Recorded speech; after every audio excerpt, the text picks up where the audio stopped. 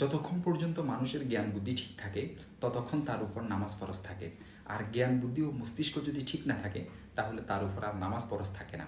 জ্ঞান বুদ্ধি ঠিক থাকার পর যদি শারীরিক অসুস্থতার কারণে বা বার্ধক্যের কারণে সাধারণ নিয়ম অনুযায়ী নামাজ আদায় অপারগ হয়, অর্থাৎ সাধ্য অনুযায়ী চেষ্টার পরও যদি দাঁড়িয়ে নামাজ আদায় করতে সম্ভব না হয়, সক্ষম না হয়, তাহলে বসে নামাজ আদায় করবে। তাও সম্ভব না হলে শুয়ে ইশারার মাধ্যমে নামাজ আদায় করবে। আর যদি ইশারার মাধ্যমেও নামাজ আদায় করতে সক্ষম না হয়, ক্ষমতা না রাখে, এই অবস্থায় একদিনের চেয়ে যদি বেশি বিদ্যমান থাকে এটি, তাহলে তার জন্য নামাজ মাফ হয়ে যাবে, অন্যথায় মাফ হবে না।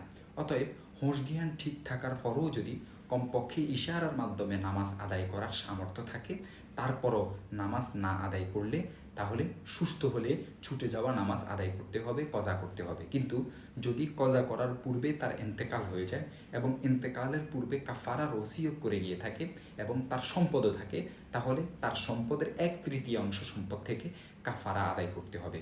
যদি তিনি মাল না রেখে যান, অথবা উনি মাল রেখে গেছেন ঠিক, কিন্তু এ ব্যাপারে কোনো ওসিয়ত করে যাননি, এমতো অবস্থায় তার পক্ষ থেকে কাফারা আদায় করা ওয়ারিসদের জন্য জরুরি হবে না, কর্তব্য হবে না, ওয়াজিব হবে না।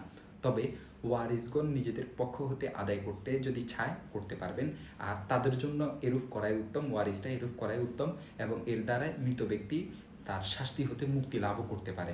আর কাফারার পরিমাণ হচ্ছে প্রতিদিন বিতির নামাজ সহ 6 ওয়াক্ত নামাজ হিসাব করে প্রত্যেক নামাজের জন্য 2.5 সের গম বা আটা অথবা এর বাজার মূল্য গরিব মিসকিনকে মালিক বানিয়ে দিতে হবে, অথবা প্রতি ওয়াক্তের পরিবর্তে একজন গরিবকে 2 বেলা তৃপ্তি সহকারে খাওয়াতে হবে।